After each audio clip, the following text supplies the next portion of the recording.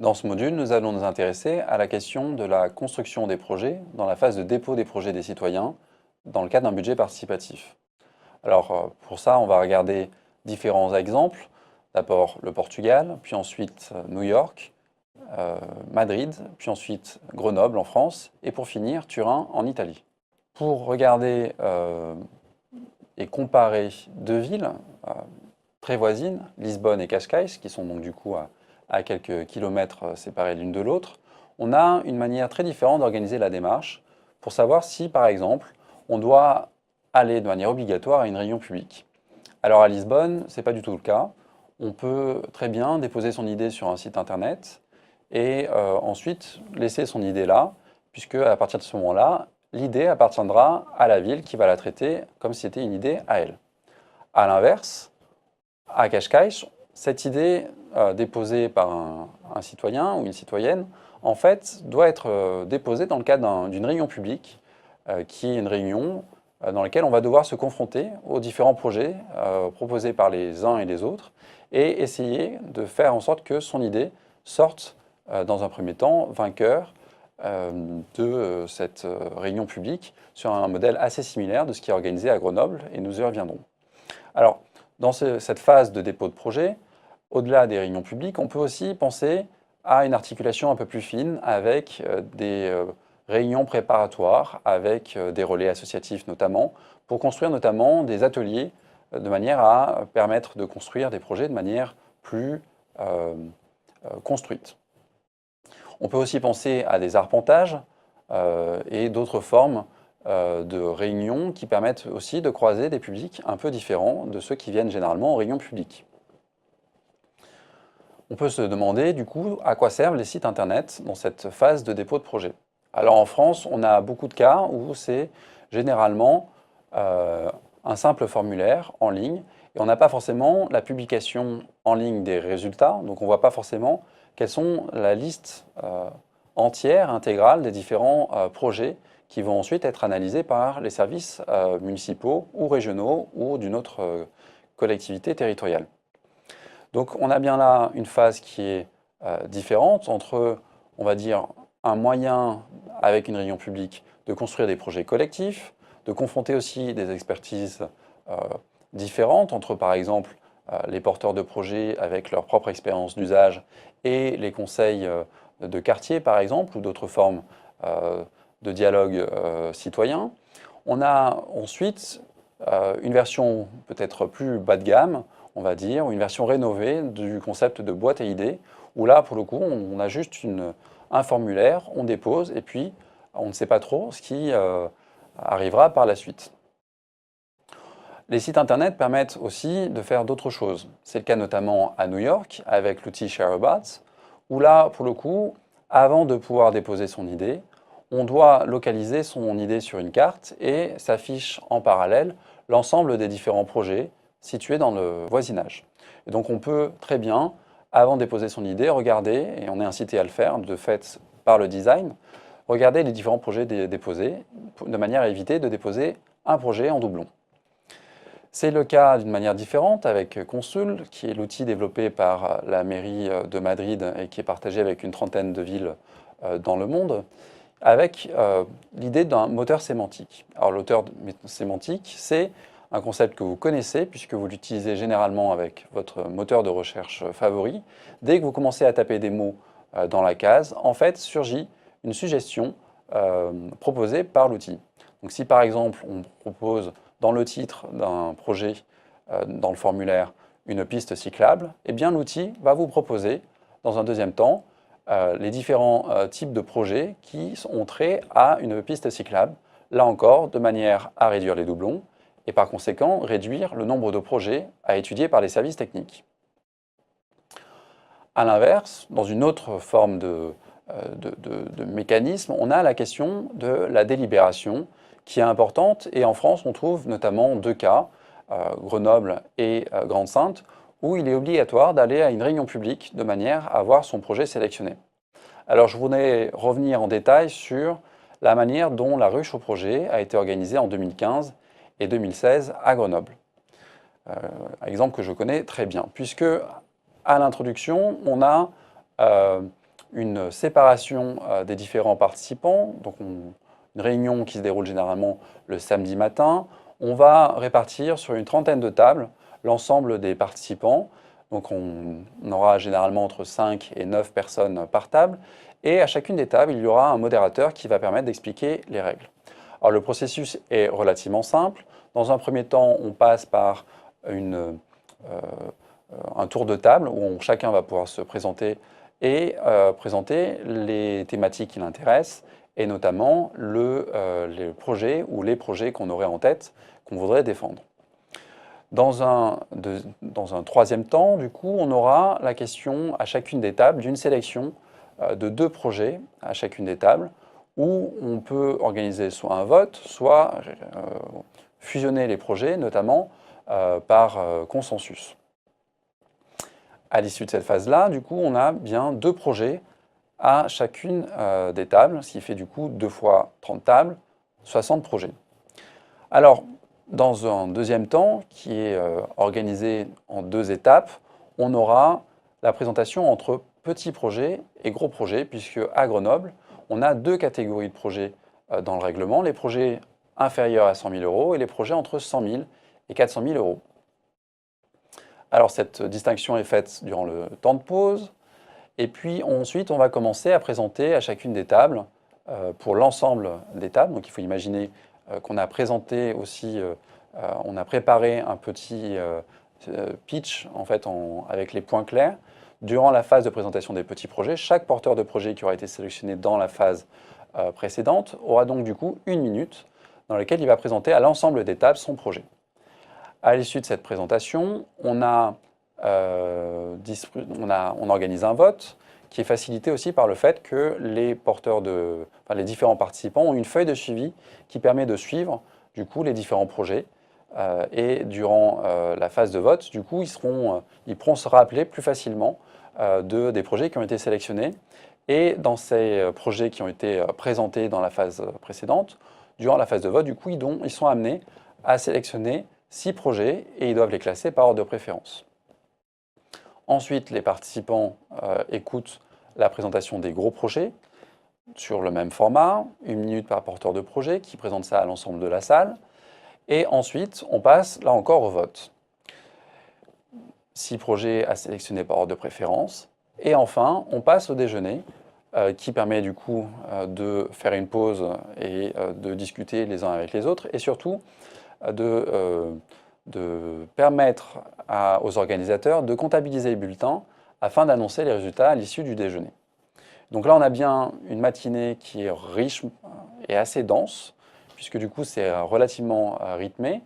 Et on a prévu des temps de pause qui permettent aussi d'éviter d'avoir une succession de 60 projets à écouter d'une seule traite, qui serait totalement imbuvable pour les participants. Alors cet événement se déroule sur une demi-journée. À Turin, on a une autre manière de voir cette phase de délibération, puisqu'elle se déroule non pas sur une demi-journée, mais sur 2 jours. Et en fait, là aussi, en 2 temps.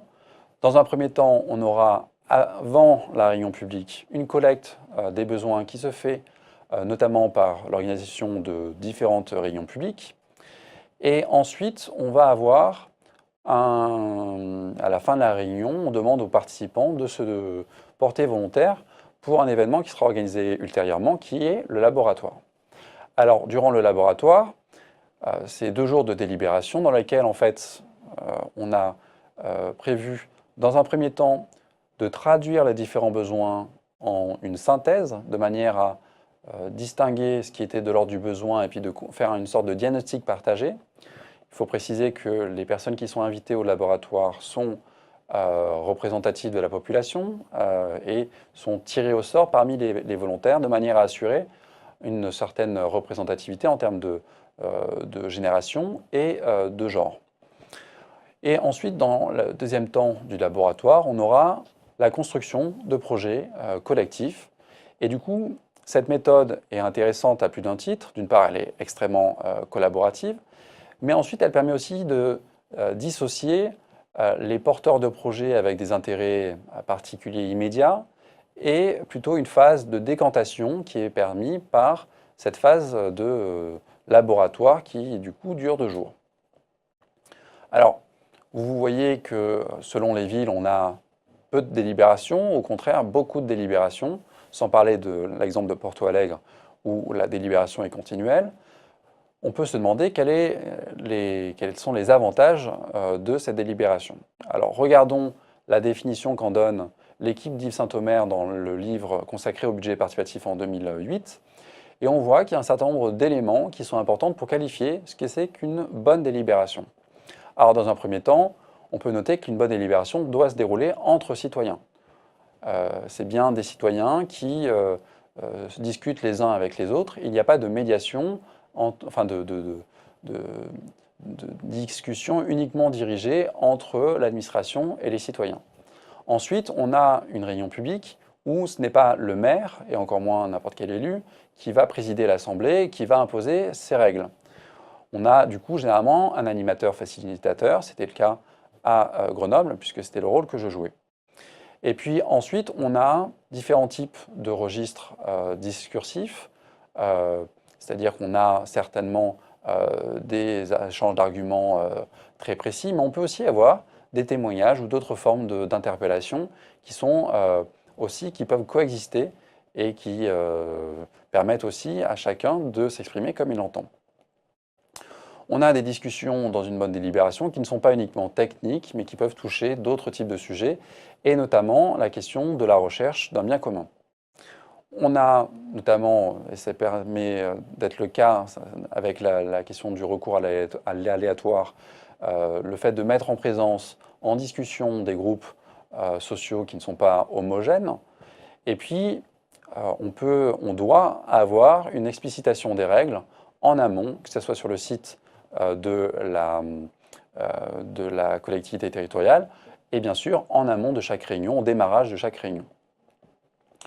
Le fait que les citoyens puissent faire des synthèses, puissent proposer aussi des fusions de leur propre gré, c'est aussi une chose importante plutôt que de se voir imposer par l'administration une synthèse qui ne sera pas forcément la synthèse que eux auraient voulu faire.